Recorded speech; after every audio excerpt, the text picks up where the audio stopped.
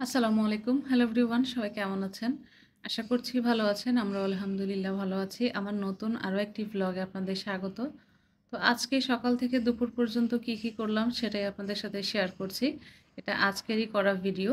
তো সকালবেলা এই তো আটা কাই করছি। তো আগে কিন্তু ঘুম থেকে উঠেই কিন্তু আমি আগে আটার পানিটা বসিয়ে দিয়েছিলাম। তো আটার পানিটা চুলায় বসিয়ে দিয়ে আমি রাতের যে থালা বাসনগুলা ছিল সেগুলো ধুয়ে ফেলেছিলাম। আর এত যে থালা বাসন হয়, থালা বাসন ধুতে পাগল হওয়ার অবস্থা। তো থালা বাসন ধুয়ে তারপরে কিন্তু আমি আটাটা কাই করে নিয়েছি। তো এই তো এখন রুটির বেলা শুরু করেছি। আমি সকালে যে রুটি দিয়ে মানে কি খাবো সেটা রাতেই রান্না করে রেখেছিলাম। রাতে ১১টা বা ১২টার দিকে মনে হয় রান্না করেছিলাম। তো ছোলার ডাল দিয়ে মুরগির গিলা, কলিজা বা গলা থাকে না, এগুলো রেখে দিয়েছিলাম ২টা মুরগির। তো ওগুলো দিয়েই আমি ছোলার ডালটা রাতেই রান্না করে ফেলেছিলাম। সেজন্য সকালবেলা আর খুব একটা ঝামেলা হয়নি। জাস্ট ছোলার ডালটা আমি গরম করেছি আর এই তো রুটিটা বানাচ্ছি এখন। রুটি এক পাশ দিয়ে বানাচ্ছি আর আমি এক পাশ দিয়ে ছেঁকে নিচ্ছি। মানে বেসিনের পাশেই ছোট্ট একটা মানে জায়গা আছে, ওটার ওপরে একটা রুমাল বিছিয়ে আমি বেলুনিটা রেখে মানে এখানে রুটি বেলছি আর পাশে এই তো চুলার মধ্যে রুটি ছেঁকছি। আর এটা হচ্ছে ১ম রুটিটা। আমার এত ধৈর্য কম, মানে আরেকটা রুটি বেলবো সেজন্য এই রুটিটা তাড়াতাড়ি ছেঁকার জন্য বারবার উল্টাচ্ছিলাম। আসলে রুটি নাকি বারবার উল্টাতে হয় না, ২-৩ বার ৩ বারে উল্টিয়ে নাকি রুটি ছেঁকে ফেলতে হয়। বাট আমার ধৈর্য হচ্ছিল না, মানে ধৈর্য এত কম। আমি বারবার রুটি উল্টাচ্ছিলাম আর চাপ দিচ্ছিলাম যেন তাড়াতাড়ি রুটিটা হয়ে যায়। মানে একদিক দিয়ে বেলতেছি আরেক দিক দিয়ে রুটি ছেঁকবো, সেজন্য একটু তাড়াহুড়ো করছিলাম। তো রুটি এটা হয়ে গেছে। তা আমি একটা প্লেটে নিয়ে নিয়েছি আর প্লেটে আগে থেকে একটা টিস্যু নিয়ে নিয়েছিলাম। আমার কেন জানি খালি প্লেটে রুটি রাখতে মানে ভালো লাগে না। খালি প্লেটে রুটিটা রাখলে হয় কি ঘেমে রুটিটা নিচে প্লেটের সাথে লেগে যায়। এজন্য আমার ভালো লাগে না। একটা টিস্যু দিতেই হয়। তারপরে সবার কিন্তু নাস্তা খাওয়া হয়ে গেছে। আর সব ভিডিও করা হয়নি। ভাবছিলাম যে মাহিমের আব্বু যখন নাস্তা করবে তখন ভিডিও করব। বাট আর করা হয়নি। তো আবারও কিছু থালা বাসন জমে গেছে, এগুলোও ধুয়ে নিলাম। মানে সারাদিনে যে কতবার থালা বাসন ধুইতে হয় তার কোনো হিসেব নেই। মানে একটু পরপরই হতেই থাকে। যেমন সকালে উঠে কিন্তু একবার ধুয়েছি, এখন আবার এই যে নাস্তা খাওয়ার পর ধুচ্ছি। আবার দুপুরে রান্না করব তখনও আবার হবে, আবার দুপুরে খাওয়ার পরেও হবে। মানে থালা বাসন আর থালা বাসন। আবার বিকেলের নাস্তা মানে সন্ধ্যার পরেও আবারও ধুইতে হয়। তো এই তো সবগুলো ধুয়ে নিলাম আর দুপুরের রান্নারও প্রিপারেশন নিব আমি। তো আজকে ৪ দিন যাবৎ খালা আসে না, সেজন্য একটু ঝামেলা হচ্ছে। কাজ একটু বেশি। মানে সব কিছু গুছিয়ে কাজ করতে একটু সমস্যা হয়ে যাচ্ছে। আর এই পাতিলটা নিচ দিয়ে কালো, কিছু মনে করবেন না। কারণ আমার চুলায় বেশ কিছুদিন কালি উঠেছিল। পরে চুলাটা আবার পরিষ্কার করার পরে কালি ওঠাটা বন্ধ হয়ে গেছে। আর কড়াইটা আমি ভালোভাবে ঘষে মাজতে পারি না। বাট আমার হাতে একটু সমস্যা। জোরে চাপ দিয়ে আরকি কাজ করতে পারি না, মানে মাজতে পারি না আরকি। তো সেজন্য কালো দাগটা রয়েই গেছে। আর আমি এর মধ্যে কিন্তু নিচে গিয়েছিলাম, মানে মাহিমের মাদ্রাসা ছুটি হয়েছিল। আমি কিন্তু এই যে সকালের কাজ করে মাহিমকে আনতে গিয়েছিলাম ১১টার দিকে। তো মাহিমকে নিয়ে আসার সময় আমানা বিগ বাজার থেকে এই তো মাছ নিয়ে আসছিলাম। এখানে 1/2 কেজি পাবদা মাছ আর টমেটো নিয়ে আসছিলাম। আর টমেটোটা আমি অল্প করেই আনি। মানে আ আজকের জন্য, মানে যেদিন রান্না করব যতটুকু লাগে অতটুকুই আমি নিয়ে আসি। তো ৩ টা টমেটো কতটুকু হয়েছে আসলে আমি খেয়াল করিনি। তো আজকে যতটুকু রান্না করব ওইটুকুই নিয়ে আসছি। আর আজকে আমি বটি দিয়ে আর মাছ কাটতেছি না, কেচি দিয়ে কেটে ফেলছি। তো কেচি দিয়ে কিন্তু খুব সুন্দর করে মাছটা কাটা যায়। আমি সবসময় কিন্তু বটি দিয়েই কাটি। বাট আমার কোমরে খুবই প্রবলেম হচ্ছিল। মানে বসা, উঠা, দাঁড়ানো আরকি।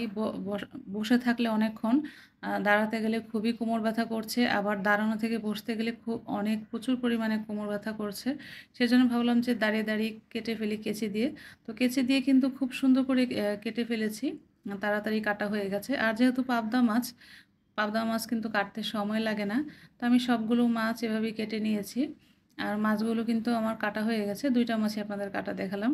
তো তারপরে মাছ আমি অনেকবার ধুয়ে নিয়েছি। কারণ এই মাছটার মধ্যে একটু পিছলা একটা কি জানি থাকে সাদা। তো ওইটা বারবার না ধুইলে তো যায় না। আর সবাই ভালো করে ধোয়, তারপরও আমি আমার মতো করে ধুয়েছি। আমি অনেকবার ধুয়েছি। তো ধুয়ে যতক্ষণ না পরিষ্কার পানি বের হয়েছে আমি ধুতেই ছিলাম, অনেকবার ধুয়েছি। তো আজকে আর মাছ রান্নাটা দেখাচ্ছি না। আমি এর আগে হয়তোবা দেখিয়েছিলাম পাবদা মাছের ঝোল দেখিয়েছিলাম, টমেটো দিয়ে রান্না করেছিলাম। তো আজকে আর দেখাচ্ছি না। আজকে জাস্ট এইটুকুই দেখাচ্ছি। তো দুপুরবেলা অনেক কাজ ছিল যেহেতু বুয়া আসেনি।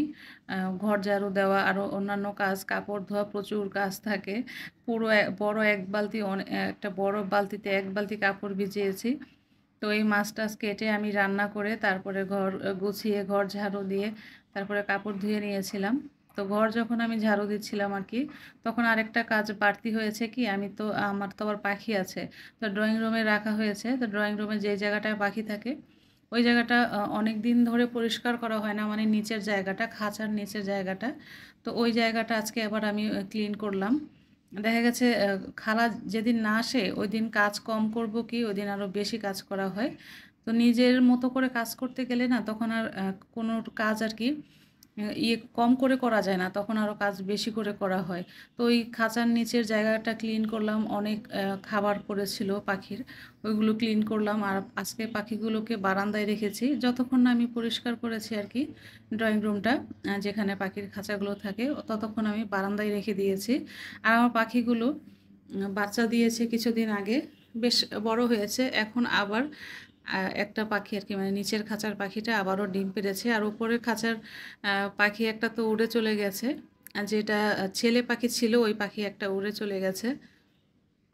তো আর এই তো টমেটো কেটে নিচ্ছি, মাছ রান্না করব টমেটো দিয়ে। পাবদা মাছটা আমার বেশিরভাগ পেঁয়াজ দিয়ে ভুনা করা হয় অথবা এই তো টমেটো দিয়ে রান্না করা হয়। আর আমি তো ভুনা ভুনা একদম রাখতেই পারি না। আমার বাসায় সবাই ঝোল পছন্দ করে, ঝোল ছাড়া তো ভাত খেতেই পারে না, প্রচুর পরিমাণে ঝোল দিতে হয়।